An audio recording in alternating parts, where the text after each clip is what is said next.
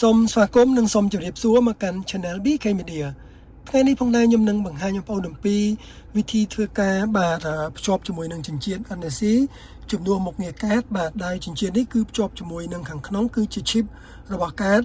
បាទរថយន្ត Nepal A05 China version នេះតែម្ដងបាទអញ្ចឹងយើងអត់តិចប្រើកាតក៏បានខ្លាចផ្លិចយើងអាចដាក់ជាមួយចិញ្ចៀនពាក់នៅជាប់ដៃរបស់យើងបាទអញ្ចឹងអ្នកខ្លះគាត់អាចដាក់ chip បាទភេទពួក Nepal A05 នេះចូលទៅក្នុងចិញ្ចៀនដាក់ចូលក្នុងខ្សែកឬក៏ខ្សែដៃអាស្រ័យទៅលើគាត់ចង់កំងដាក់ទេបាទចិញ្ចៀននេះគឺខ្ញុំទិញពីបាទថាបៅមកបាទតម្លៃចន្លោះជាង30រៀលទេអញ្ចឹងវាអាចមានតម្លៃ30ជាង40ជាង50ជាងអាស្រ័យទៅលើ material ដែលយើងបានកំងធ្វើរួមជាមួយការ design រួមជាមួយបន្ថែម logo អញ្ចឹងទៅបាទអញ្ចឹងចិញ្ចៀននេះគឺបានដាំជាប់ជាមួយនឹង NSC ចូលក្នុងចិញ្ចៀនតែម្ដងអញ្ចឹងយើងអាចប្រើចំនួនកាតដើម្បីប្រើចំនួនសាវតេឡេហ្នឹងខ្លះយើងភ្លេចហ្នឹងគឺយើងអាច scan ជាមួយនឹងបាទកញ្ចក់ខាងឆ្វេងបាទលើកញ្ចក់ខាងឆ្វេងគឺយើងអាច scan ស្គាល់ដោយកាតចឹងបាទអញ្ចឹងដើម្បីធ្វើការភ្ជាប់អ្វីដែលបងប្អូនតម្រូវការទី1ហ្នឹងគឺបងប្អូនត្រូវតែមាន app បាទជា master account ដើម្បីធ្វើការបាញ់ភ្ជាប់បាទបានថាយើងភ្ជាប់ចិញ្ចៀននោះដើម្បីឲ្យស្គាល់បាទអញ្ចឹងដើម្បីភ្ជាប់គឺងាយៗទេបងប្អូនទី1បងប្អូនចូលមកកន្លែងឡានបងប្អូននេះបាទនៅខាង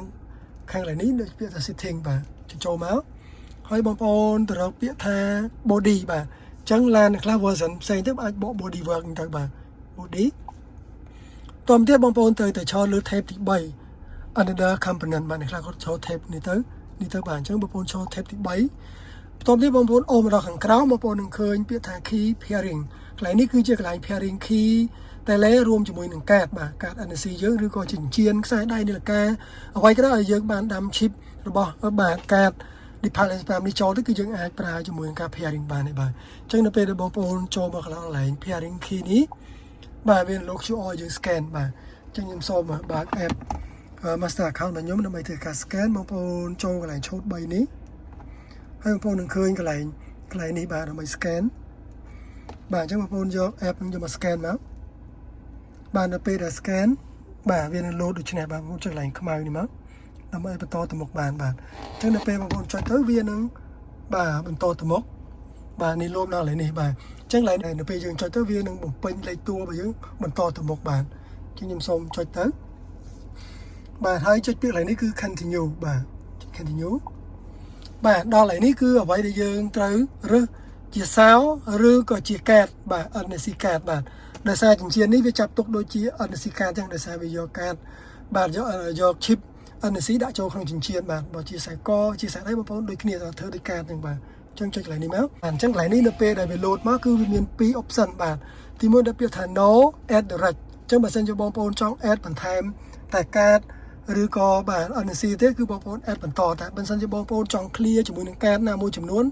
ដែលបងប្អូនមានហើយបងប្អូនបាត់បងប្អូនចង់ clear ចោលនៅពេលដែលចុច clear and add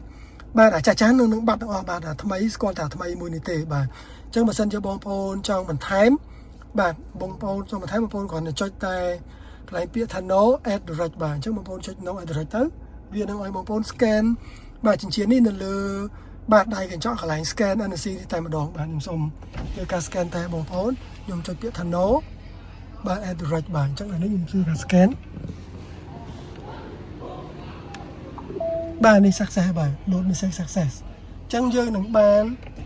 បាទចិញ្ចៀននេះប្រើសម្រាប់ធ្វើការ scan ទាំងអស់គ្នាបាទឥឡូវខ្ញុំសូមធ្វើការចេញមកក្រៅដើម្បី scan ឲ្យបងប្អូនមើលបាទខ្ញុំធ្វើការ scan នេះជាចិញ្ចៀនបាទlock ឥឡូវខ្ញុំ unlock វិញនេះ unlock បាទអូខេបាទយើងប្រើចំនួនកាតយើងឥឡូវខ្ញុំ lock វិញ lock បាទឥឡូវខ្ញុំ unlock វិញអូខេអញ្ចឹងចិញ្ចៀនយើង success បាទខ្ញុំសូមចូលក្នុង line សិនបាទអញ្ចឹងនេះគឺជាការបង្ហាញអំពីវិធីធ្វើការភ្ជាប់ជាមួយនឹងចិញ្ចៀន NSC បាទចំនួនកាតដែលយើងអាចប្រើបានបាទចំនួនកាតរបស់យើងនឹងបាទមានតែប៉ុណ្្នឹងបាទអញ្ចឹងសម្រាប់ការបង្ហាញមានតែប៉ុណ្្នឹងបាទមានការលើសលួសខាងឆ្លងសូមខន្តីអភ័យទោស Channel BK Media ផងហើយសូមជួយ Subscribe Channel BK Media ផងដើម្បីទទួលបានវីដេអូថ្មីៗបន្តទៀតសម្រាប់បងប្អូនដែលមិនទាន់បានជួយ Subscribe នោះបាទសូមជួយ Share វីដេអូនេះបន្តផងដើម្បីឲ្យអ្នកដែលគាត់ចង់ប្រើជាមួយនឹងបាទរថយន្ត Nepal A05 ឲ្យគាត់ចេះប្រើផងបាទជាចុងក្រោយសូមជម្រាបលាបងប្អូន